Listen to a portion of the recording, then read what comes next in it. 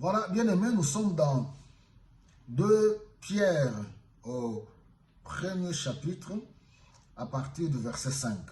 Alors ici, Pierre nous parle de l'appel et du choix de Dieu à notre égard.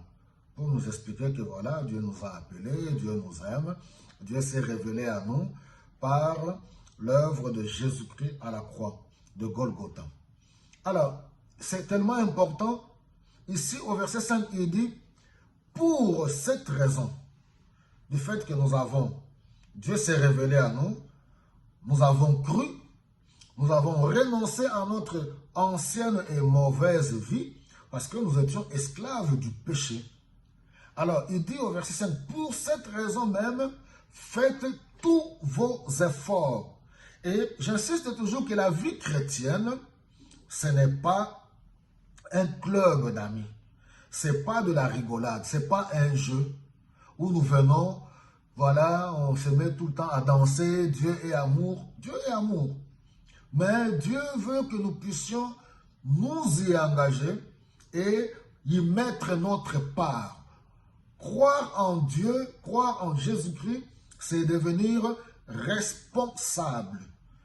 C'est-à-dire notre conscience doit travailler. Il dit, pour cette même raison, faites tous vos efforts. Il y a des efforts à fournir. On ne croise pas les bras. Faites tous vos efforts pour ajouter à votre foi. La foi qui nous a permis, cette foi qui nous a permis de croire en Dieu, nous devons faire des efforts pour y rajouter la bonne conduite. Il ne suffit pas seulement de dire, ah oui, c'est bon, je crois en Dieu, Dieu est amour, je crois en Jésus-Christ.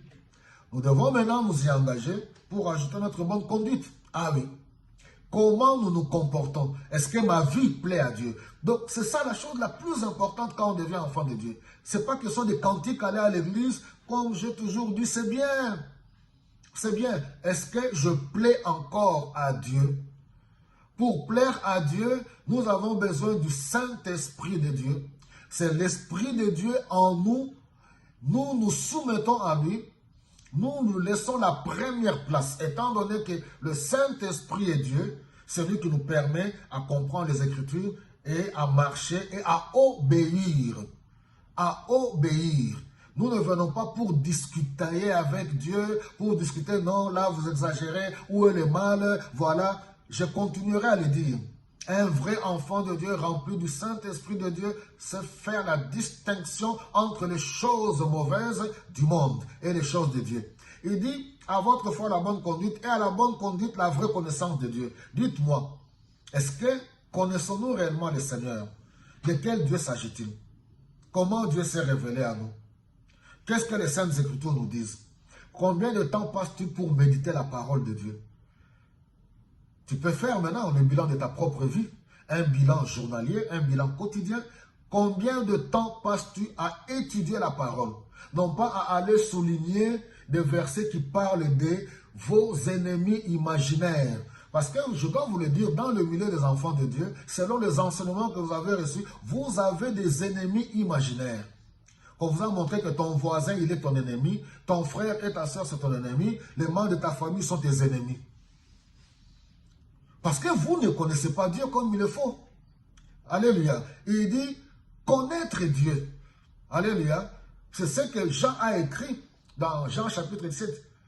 Que la vie éternelle, c'était connaître toi le véritable Dieu et celui que tu as envoyé. Jésus-Christ, la parole faite chair. Mais si nous ne méditons pas la parole matin, midi et soir, comme nous le recommandent les Écritures, comment allons-nous le connaître? Si nous n'avons pas l'intimité avec le Saint-Esprit, comment allons-nous connaître Dieu? Il dit, à la fois la bonne conduite, à la bonne conduite, la vraie connaissance de Dieu, à la vraie connaissance, ajouter la maîtrise de soi.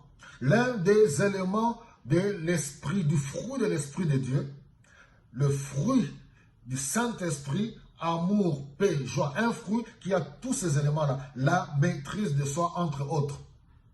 Savoir se maîtriser en public, savoir se maîtriser par rapport aux tentations, par rapport aux désirs charnels, savoir se maîtriser. Vous savez, dans la vie chrétienne, ce n'est pas un jeu, ce n'est pas... Non, non, non. Savoir se maîtriser aux désirs charnels, savoir se maîtriser aux provocations, savoir se maîtriser à la tentation.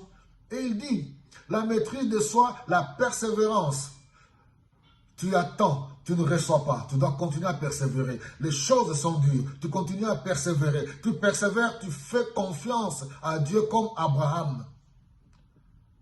À la persévérance, l'attachement à Dieu. Même quand plus rien ne va, vas-tu continuer à t'attacher à Dieu ou à maudire Dieu?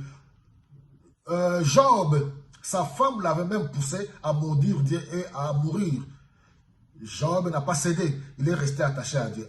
Enfin, l'attachement à Dieu a ajouté l'affection fraternelle. Aimer ses frères et sœurs. Et l'affection fraternelle, l'amour. Vous voyez, tous ces éléments qui font partie du fruit de l'esprit. Donc, la vie chrétienne, c'est une randonnée. C'est une carrière sans fin. C'est une longue marche qui nécessite le sérieux. Frères et sœurs, il est plus que temps de devenir des vrais enfants de Dieu et d'être sérieux, de marcher selon les principes et de ne plus mener une vie de légèreté où nous mélangeons les choses de Dieu et les choses du monde. Le monde est là et comme nous avons vu dans 1 Jean chapitre 5, le verset 19, le monde entier est sous la puissance du malin. Et le malin est à l'œuvre et même les élus, les enfants de Dieu, si vous êtes distraits, le monde va vous emporter dans une philosophie, faux raisonnement et vous-même, vous êtes convaincu où est le mal, voilà